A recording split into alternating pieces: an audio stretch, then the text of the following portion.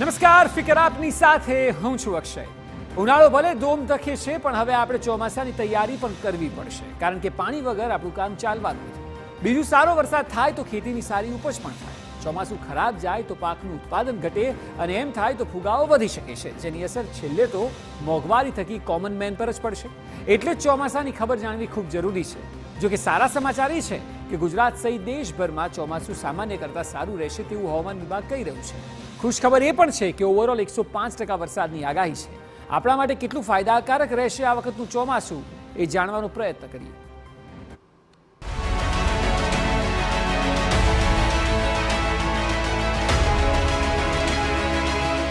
આ વખતે સારા વરસાદના એંધાણ। ये भारतवर्ष के लिए एक खुश खबर है कि इस बार लास्ट ईयर जैसे मानसून रेन सामान्य से अधिक रहेगा। ગુજરાત સહિત દેશભરમાં ચોમાસું સામાન્ય કરતા સારું રહેશે।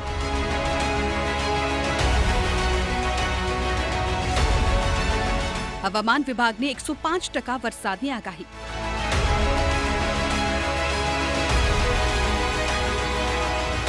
અલ નીનોનો ખતરો નહીં અને ખેતી માટે સારા સંકેત। તો આ છે મુદ્દાની વાત। ભારતીય હવામાન વિભાગ એટલે કે આઈએમડીનું કહેવું છે કે આ વખતે જૂનથી સપ્ટેમ્બર સુધીમાં ચોમાસું સામાન્ય કરતાં સારું રહેશે। હવામાન વિભાગ 104 થી 110% વચ્ચેના વરસાદને સામાન્ય કરતાં સારો માને છે, જે પાક માટે પણ સારો સંકેત છે। આઈએમડીના વડા મૃત્યુંજય મહાપાત્રાનું કહેવું છે કે 2025માં 105% એટલે કે 87 સેમી વરસાદ પડી શકે છે। 4 મહિનાના ચોમાસાની ઋતુ માટે લાંબા ગાળાની સરેરાશ 868.6 મીમી એટલે કે 86.86 સેમી છે, જેનો અર્થ એ થયો કે ચોમાસા દરમિયાન કુલ આટલો વરસાદ થવો જોઈએ। ચોમાસું 1 જૂનથી આસપાસ કેરળ થઈને આવે છે। 4 મહિનાના વરસાદ પછી એટલે કે સપ્ટેમ્બરના અંતમાં ચોમાસું રાજસ્થાન થઈને પાછું આવે છે। એ 15 થી 26 જૂનની વચ્ચે ઘણા રાજ્યોમાં પહોંચે છે। क्वांटिटेटिवली लॉन्ग पीरियड एवरेज का 105% बारिश होने का संभावना है मानसून सीजन में। लॉन्ग पीरियड एवरेज होता है 87 सेंटीमीटर, यानी 87 सेंटीमीटर की 105% बारिश होने का संभावना है। और इसका मॉडल जो इसका एरर है ±5%। और पूरी भारतवर्ष का रेनफॉल का डिस्ट्रीब्यूशन देखें तो लगभग सभी जगह पर नॉर्मल से वो नॉर्मल रेनफॉल होने का पूर्वानुमान किया गया है। सिर्फ नॉर्थ ईस्टर्न स्टेट्स, बिहार के कुछ हिस्से और लद्दाख और तमिलनाडु को छोड़ के इस इलाका में बिलो नॉर्मल रेनफॉल होने का संभावना है। આઈએમડીના વડાનું એમ પણ કહેવું છે કે આ વર્ષે અલ નીનોની સ્થિતિ વિકસિત થશે નહીં। દેશના ઘણા ભાગોમાં હાલમાં ભારે ગરમી પડી રહી છે। એપ્રિલ અને જૂનમાં ગરમીના દિવસોની સંખ્યામાં વધારો થશે। આનાથી પાવર ગ્રીડ પર દબાણ વધશે અને પાણીની અછત સર્જાશે। અને આપણે જાણીએ છીએ એમ દેશના 52% કૃષિ વિસ્તાર ચોમાસા પર આધાર રાખે છે। ચોમાસું પાણીના સ્ત્રોતોની અછતને પૂર્ણ કરે છે। વીજળી ઉત્પાદન માટે પણ પાણી જરૂરી છે। આવી સ્થિતિમાં સામાન્ય ચોમાસું મોટી રાહત આપે છે। હવામાન શાસ્ત્રીઓ કહે છે કે હવે ચોમાસામાં વરસાદી દિવસોની સંખ્યા ઘટી રહી છે અને ભારે વરસાદ વધી રહ્યો છે। આના કારણે વારંવાર દુષ્કાળ અને પૂર આવી રહ્યા છે। દેશમાં કુલ વરસાદના 70% વરસાદ ચોમાસા દરમિયાન થાય છે। દેશના 70% થી 80% ખેડૂતો પાકની સિંચાઈ માટે વરસાદ પર આધાર રાખે છે। આનો અર્થ એ થયો કે સારા કે ખરાબ ચોમાસાની સીધી અસર ઉપજ પર પડે છે। જો ચોમાસું ખરાબ હોય તો પાકનું ઉત્પાદન ઓછું થાય છે, જેનાથી ફુગાવો વધી શકે છે। ભારતીય અર્થતંત્રમાં કૃષિ ક્ષેત્રનો હિસ્સો લગભગ 20% છે। એ જ સમયે કૃષિ ક્ષેત્ર દેશની અડધી વસ્તીને રોજગારી પૂરી પાડે છે। સારા વરસાદનો અર્થ એ છે કે ખેતી સાથે સંકળાયેલા લોકોને તહેવારોની મોસમ પહેલા સારી આવક મળી શકે છે। આનાથી તેમની ખર્ચ કરવાની ક્ષમતા વધે છે, જે અર્થતંત્રને મજબૂત બનાવે છે। હવે એ સમજી લઈએ કે અલ નીનો શું છે। અલ નીનો એ આબોહવાની પેટર્ન, દરિયાનું તાપમાન 3 થી 4 ડિગ્રી વધારે છે। એની અસર 10 વર્ષમાં 2 વાર થાય છે।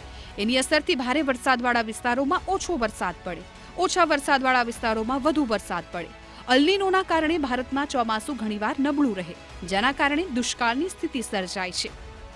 નોંધવા જેવી વાત એ છે કે સ્કાયમેટની આગાહી 2019 થી 2023 વચ્ચેના 5 વર્ષમાં ફક્ત એક જ વાર સાચી સાબિત થઈ છે।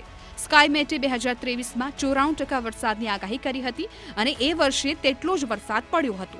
આઈએમડીની આગાહી 2% ઓછી હતી।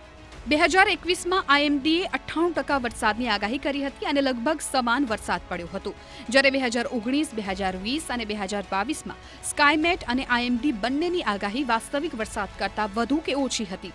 પરંતુ એટલું નક્કી છે કે આપણે આ આગાહીને આધારે સારા વરસાદનો અંદાજ તો લગાવી જ શકીએ છીએ. Bureau report, TV9.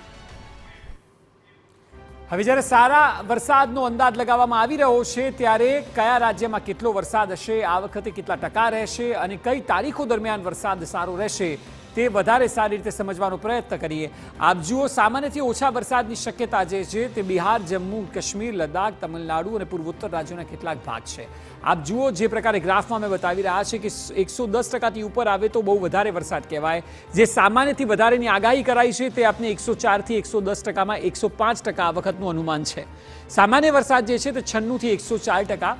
એ સિવાય 90થી 95% પડે તો સામાન્યથી પણ ઓછો છે અને 90%થી નીચે હોય તો વરસાદની ભારે અછત થાય. અને આ સ્થિતિમાં સૌરાષ્ટ્ર હોય, ઉત્તર ગુજરાત હોય, અલગ અલગ જિલ્લાઓમાં પાણીની અછત એ ઉનાળા દરમિયાન નહીં, શિયાળા દરમિયાન જ શરૂ થઈ જાય જો સ્થિતિ આ પ્રકારે સર્જાય તો. પરંતુ ત્રીજી વાર સતત 104થી 110%ની વચ્ચે વરસાદ રહેવાનું અનુમાન છે. એટલે ગુજરાતમાં આ વખતે પણ સારો વરસાદ રહેશે, દેશભરમાં રહેશે, જેથી કરીને પાણીની એટલી બધી તકલીફ નહીં પડે જેવી 4 વર્ષ પહેલાં, 5 વર્ષ પહેલાં જ્યારે 96થી 104%ની આસપાસ પડતો કે તેથી પણ નીચે વરસાદ જોવા મળતો ત્યારે. પરંતુ 105%નું અનુમાન જે સામાન્યથી વધારે બતાવી રહ્યું છે તે મુજબનો વરસાદ રહેશે તો પછી આવનારા સમયમાં પાણીની તકલીફ પણ ઓછી થશે.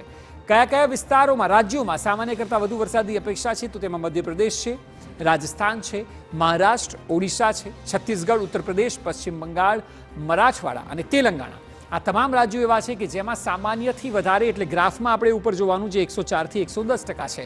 એટલે અહીં જે પ્રકારનું હેડર છે તે જ પ્રકારનો ગ્રાફ પણ આપ જોઈ શકો છો કે આ રાજ્યોમાં વરસાદ કેટલો હશે. સામાન્યથી વધુ એટલે 104થી લઈને 110%ની આસપાસનો વરસાદ આ તમામ રાજ્યોમાં આ ચોમાસામાં જોવા મળશે. એટલે ચોમાસું એકંદરે સારું રહેવાનું છે અને છેલ્લા 3 વર્ષથી જે પ્રકારે વરસાદની સ્થિતિ છે તે આવનારા સમયમાં પણ સારી જોવા મળી શકે છે.